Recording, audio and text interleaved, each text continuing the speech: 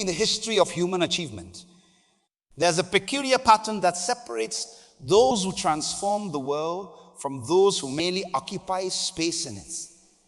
It's not talent, resources, or luck.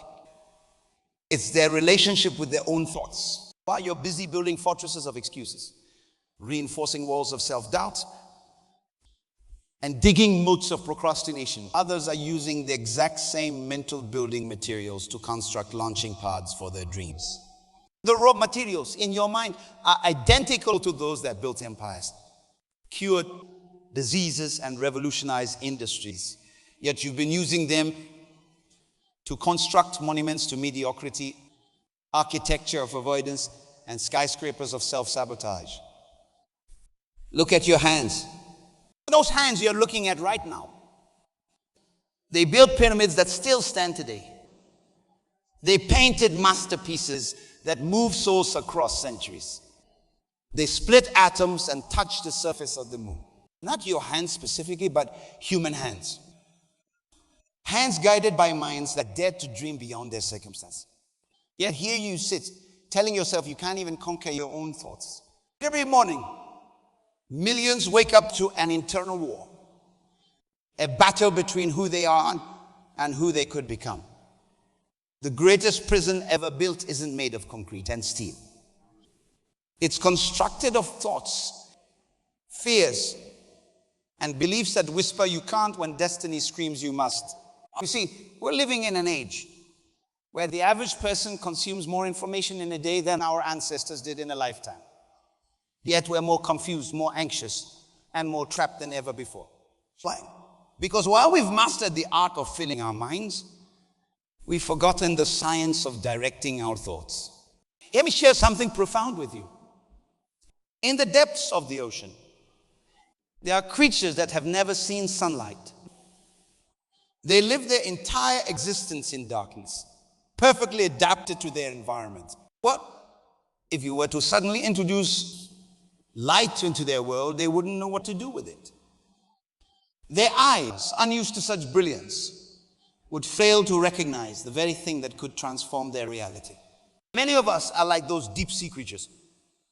We've become so accustomed to the darkness of our limiting thoughts that when opportunity shines its light on us, we shut our eyes. We retreat to the familiar shadows of our self-imposed limitations. We've adapted to surviving when we were created for thriving. Think about this. Every invention, every innovation, every breakthrough that has shaped human history began as a single thought in someone's mind. The phone in your pocket, the chair you're sitting on, the very words I'm speaking, those thoughts were mastered, directed, and transformed into reality by people who understood a fundamental truth. You either master your mind or your mind masters you. You're probably sitting there thinking, yes, but those were special people. They had talents I don't have. Stop right there. That thought you just had, that's exactly what I'm talking about. That's not your thought. It's a borrowed limitation. You've accepted someone else's definition of what's possible for your life. Let me tell you that might shock you. Your brain doesn't know the difference between what's real and what's imagined. When you vividly imagine success, your brain releases the same chemicals it would if you were actually experiencing that success. When you constantly feed your mind thoughts of failure and limitation, your brain creates neural pathways that make those limitations feel like concrete walls. But here's where it gets interesting. Those walls are as solid as a hologram. They look real, they feel real, but the moment you walk through them, they dissolve. The only power they have is the power you give them through your belief in their existence. Have you ever noticed how a thought can change your entire physiology in an instant? Think about something embarrassing from your past. Notice how your body tenses, how your face feels warm. Think about achieving your biggest dream. Feel how your posture straightens, how your breathing deepens. That's the power of thought. That's your mind demonstrating its ability to literally change your physical reality in seconds. But most people never harness this power. They let their thoughts run wild like an untamed horse. taking them wherever it pleases. They wake up reactive instead of proactive, letting circumstances dictate their mental state, deducing their mental state to dictate their circumstances. You're doing it right now. As I'm speaking, you're either thinking this is exactly what I needed to hear, or this sounds good, but it won't work for me. Both thoughts are creating your future right now. Both thoughts are laying down neural pathways that will either lead you to freedom or keep you chained to your current reality. Your thoughts are not your own until you choose them consciously. Until then, you're living on borrowed thoughts, inherited limitations, and second-hand beliefs about what's possible for your life. You're trying to write your future with someone else's pen. Let that sink in for a moment. The thoughts that are holding you back right now, how many of them are actually yours? How many are handed down from well-meaning parents who are trying to protect you? How many came from teachers who are teaching from their own limitations? How many are echoes of past failures that you've allowed to become prophecies about your future? This is where true freedom begins. With the recognition that you have the power to choose your thoughts. Not just the surface thoughts, but the deep underlying beliefs that shape your reality. The thoughts that run on autopilot while you're busy living your life. These are the thoughts that truly determine your destiny. But here's where most motivational messages fall short. They tell you to think positive thoughts, but don't teach you how to uproot the negative ones. They tell you to believe in yourself, but don't show you how to dismantle the infrastructure of doubt that's been built in your mind over decades. The process of mastering your mind isn't about adding more positive thoughts. It's about becoming aware of the thoughts that are already there. It's about developing the ability to observe your thoughts without immediately accepting them as truth. It's about creating space between stimulus and response, between what happens to you and how you choose to interpret it. Think about it this way. When was the last time you sat in complete silence and just watched your thoughts go by? Most people have never done this. They are afraid of silence because in silence you have to face the reality of your thinking. In silence, you can't escape the conversation you've been having with yourself all these years. This fear of confronting our own thoughts has created a society that's constantly seeking noise, constantly drown out the internal dialogue with external distractions. So we become masters of avoidance, doctors of denial, experts at escaping the very thing we need to face, our own minds. But today, right here, right now, we're going to do something different. We're going to turn in and face the very thing you've been running from. We're going to look your thoughts in the eye and ask them a simple question. Who gave you permission to knit my life? You see, every thought in your head right now is either an investment in your future or a payment on your past. Every single one. When you understand this, you realize there's no such thing as neutral thinking. Your thoughts are either moving you forward or holding you back. They're either expanding your possibilities or shrinking your world.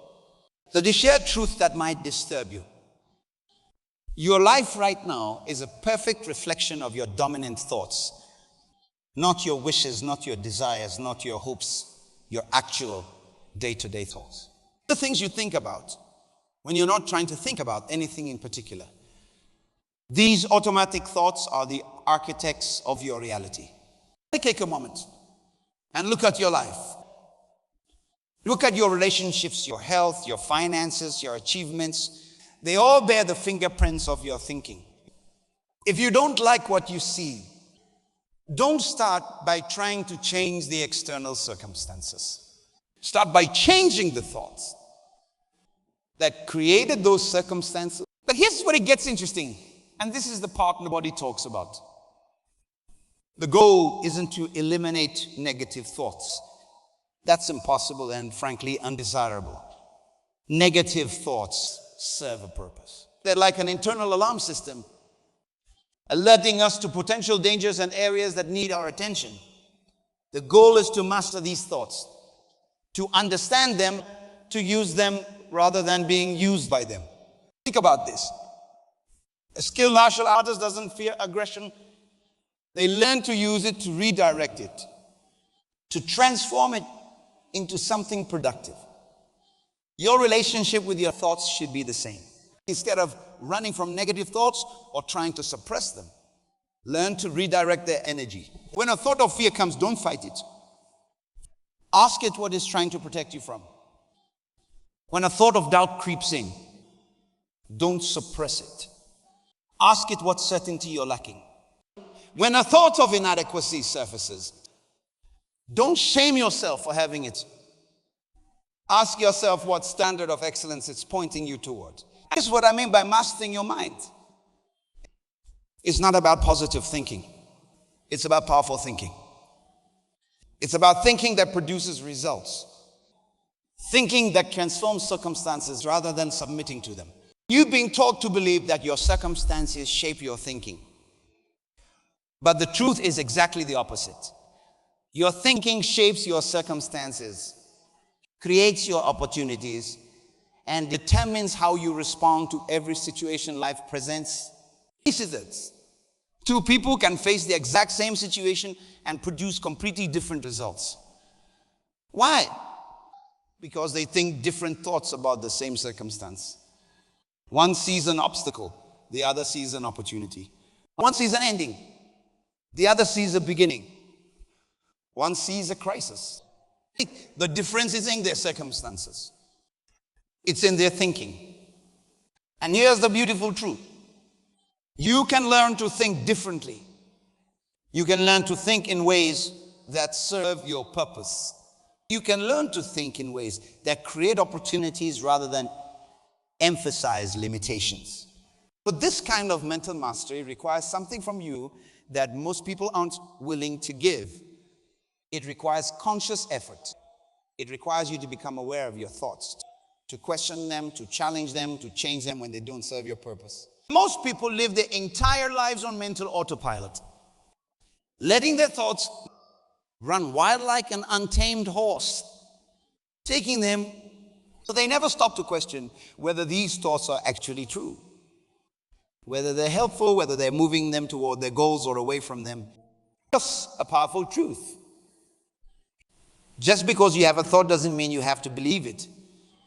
Just because a thought enters your mind doesn't mean you have to give it a permanent residence there. You have the power to evict thoughts that don't serve your purpose. But to do this, you need to develop mental awareness. You need to learn to observe your thoughts without immediately accepting them as truth. You need to create space between what you think and what you accept as reality. This is where true transformation begins. Not with adding more positive thoughts, but with becoming aware of the thoughts you already have. Not with trying to force yourself to think differently, but with understanding why you think the way you do. Your mind is like a garden. Thoughts are like seeds. Every day you're planting seeds in this garden. Some are seeds of possibility, of growth, of achievement. Others are seeds of doubt, of fear, of limitation. And here's the thing about seeds. They don't care what you plant. They'll grow whatever you put in the soil of your mind. But most people never realize they're the gardener.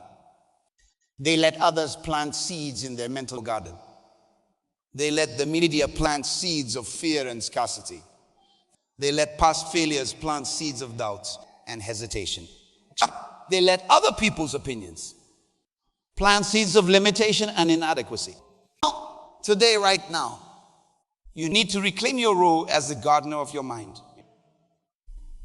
You need to become selective about the seeds you allow to take root in your thinking. You need to become intentional about the thoughts you nurture and the ones you weed out. This isn't about positive thinking. It's about purposeful thinking. It's about thinking that aligns with your goals, your values, your highest vision for your life. It's about thinking that produces results rather than excuses, solutions rather than complaints, progress rather than paralysis. The greatest lie you've ever believed is that you are your thoughts. You're not. You're the awareness behind the thoughts. You're the consciousness that can observe thoughts coming and going. When you truly understand this, everything changes. Your thoughts lose their power over you. They become tools rather than tormentors. Let me show you something powerful. Right now, in this moment, think of a thought that's been bothering you. A worry, a fear, a doubt, whatever it is. Now, instead of pushing it away or trying to change it, I want you to look at it. Don't think the thought. Observe yourself thinking the thought. Notice the difference. In that tiny shift of perspective lies your freedom. You see, when you're caught up in a thought, it feels all-consuming, like it's the only reality that exists. But when you observe yourself having the thought, you create space. And in that space, you find your power to choose. Your power to decide whether this thought serves your purpose or sabotages it. This is what mental mastery looks like. It's not about never having negative thoughts. It's about developing the ability to step back from your thoughts and choose which ones you'll engage with. It's about becoming the director of your mental movie rather than just being an actor in it. Okay. Here's where most people get stuck. They try to change their thoughts without first changing their mental environment. They try to think abundance while swimming in a sea of scarcity thinking. They try to think success while surrounded by failure consciousness. They try to think possibility while immersed in limitation. Your mind is constantly absorbing information from your environment. Every conversation you have, every show you watch, every social media post you scroll through, they're all programming your mental computer. Most people never realize that daily routine is actually a thought conditioning program. Ask the friends you spend time with. They're programming your expectations of what's possible. The media you consume, it's programming your beliefs about the world and your place in it. The conversations you engage in, they're programming your assumptions about what you can and cannot achieve. This is why mental mastery requires more than just positive affirmations. It requires a complete restructuring of your mental environment. It requires you to become intensely selective about what you allow into your mental space. Think about it this way. If you were training for the Olympics, you wouldn't fill your body with junk food. You'd be incredibly selective about what you eat, knowing that your physical performance depends on the fuel you provide. And yet, when it comes to our minds, we consume mental junk food all day long and wonder why we can't perform at our peak. Your thoughts are the fuel for your destiny. Every achievement, every breakthrough, every transformation begins with a thought. But not just any thought. A thought that's nurtured, protected, and developed in the fertile soil of a disciplined mind. This is where the real work begins. This is where you stop being a passive consumer of thoughts and become an active creator of your mental reality. This is where you develop what I call thought consciousness. The ability to be aware of your thoughts and direct them purposefully toward your goals. Just with a simple but powerful practice. Every thought that enters your mind must pass through 3 gates. Is it true? Is it helpful? Is it aligned with my purpose? If a thought can't pass through these gates, it doesn't deserve space in your mental real estate. But don't misunderstand me. This isn't about creating a sanitized mental environment where you only allow positive thoughts. It's about creating a purposeful mental environment where every thought, whether positive or negative, serves your growth and development. Sometimes the most valuable thoughts are the uncomfortable ones. The thought that says, you're not working hard enough might be exactly what you need to hear. The thought that says you're playing small might be the wake-up call your destiny requires. The key is learning to distinguish between thoughts that challenge you to grow and thoughts that simply hold you back. This is what separates the mentally fit from the mentally flabby. The mentally fit person doesn't just accept or reject thoughts based on whether they feel good. They evaluate thoughts based on whether they serve their purpose. They understand that mental discomfort, like physical discomfort in the gym, can be a sign of growth. But here's the part that most people miss. Your thoughts don't just affect you. They affect everyone around you. Your mental state is contagious. The thoughts you harbor, nurture, and express create ripples that influence your family, your friends, your colleagues, even strangers you interact with briefly. When you master your mind, you become a lighthouse in a world of mental fog. Your clarity cuts through confusion. Your purpose-driven thinking inspires others to examine their own thoughts. Your mental discipline becomes a standard that challenges others to raise their own mental game. This is why mental mastery is not just a personal achievement, it's a social responsibility.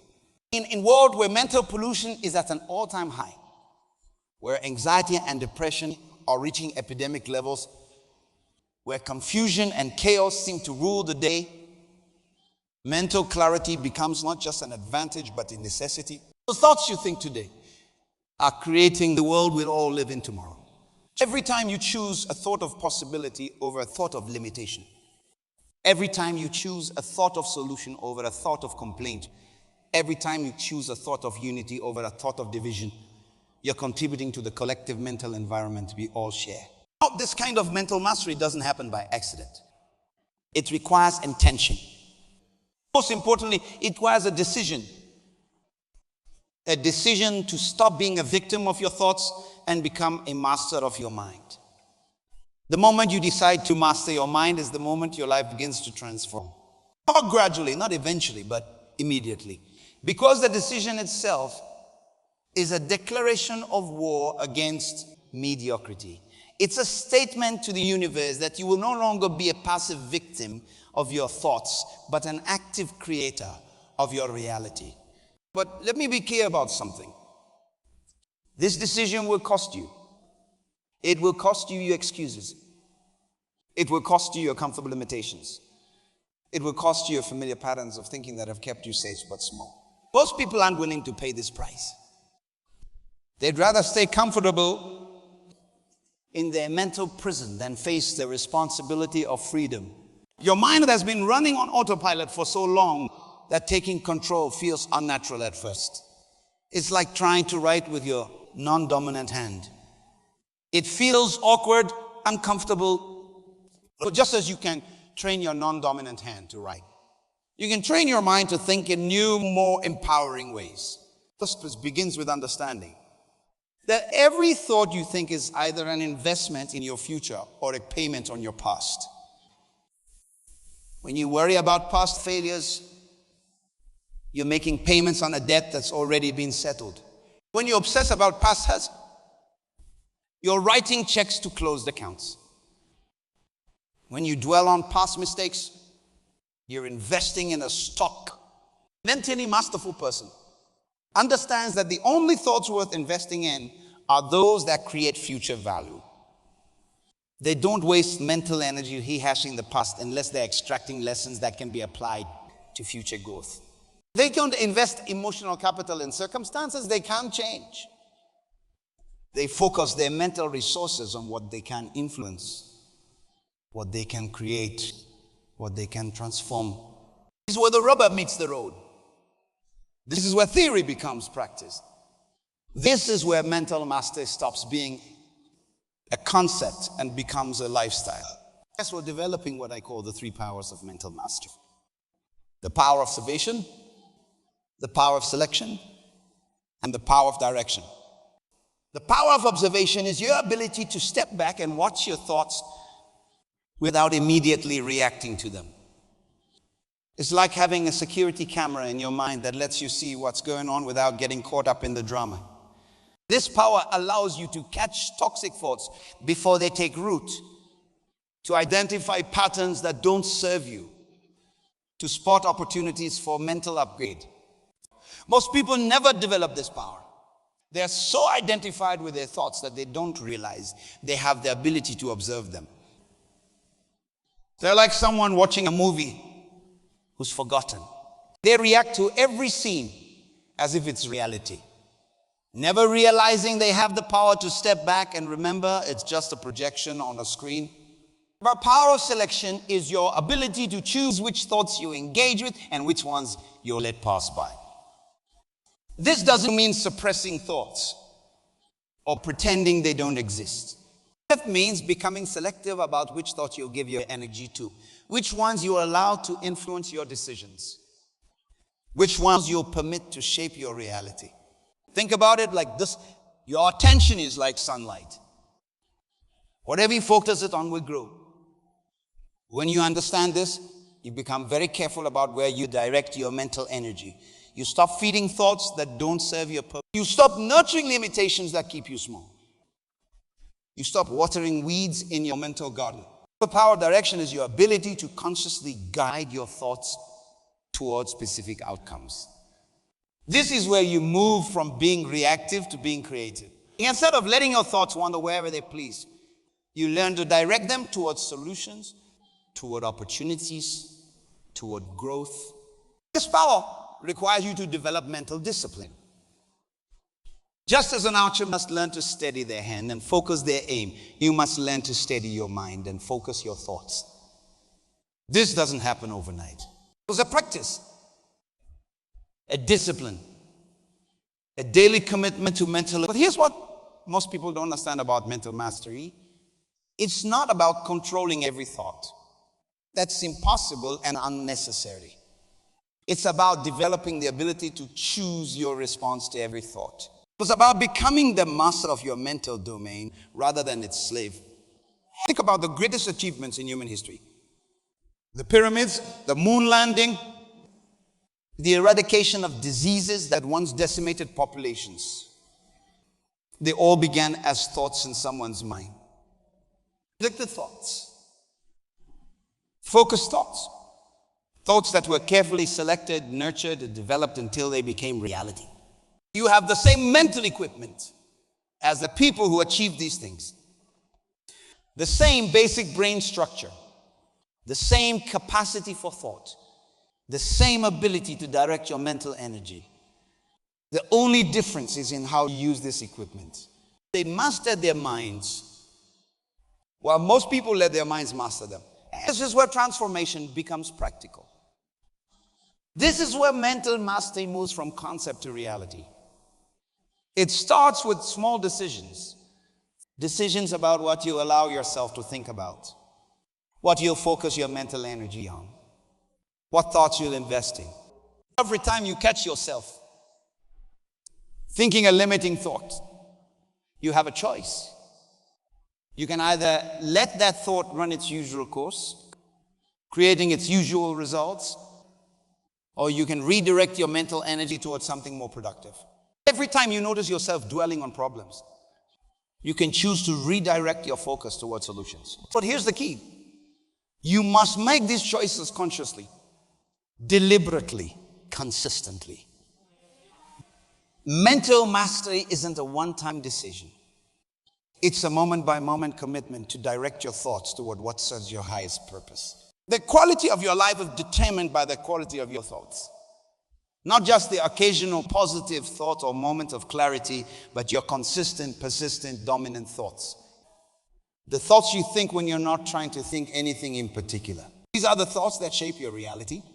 Most people never realize that they're carrying around thought patterns that were installed in their minds by other people. Parents, teachers, friends, society. They're living their lives based on someone else's mental programming. But they're making decisions based on someone else's beliefs about what's possible. Mental mastery begins with taking inventory of your thoughts. Examining each one like a jeweler examining a stone. Where did this thought come from? Is it serving my purpose? Is it aligned with my destiny? If not, it doesn't belong in your mental space. But don't misunderstand. This isn't about creating a perfectly positive mental environment. It's about creating a purposeful mental environment.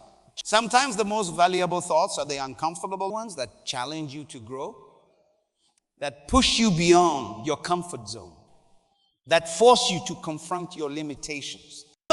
The mentally masterful person doesn't run from these thoughts. They don't try to suppress them or replace them with positive affirmations. They examine them, understand them, And if these thoughts contain valuable feedback, they use that feedback to fuel their growth.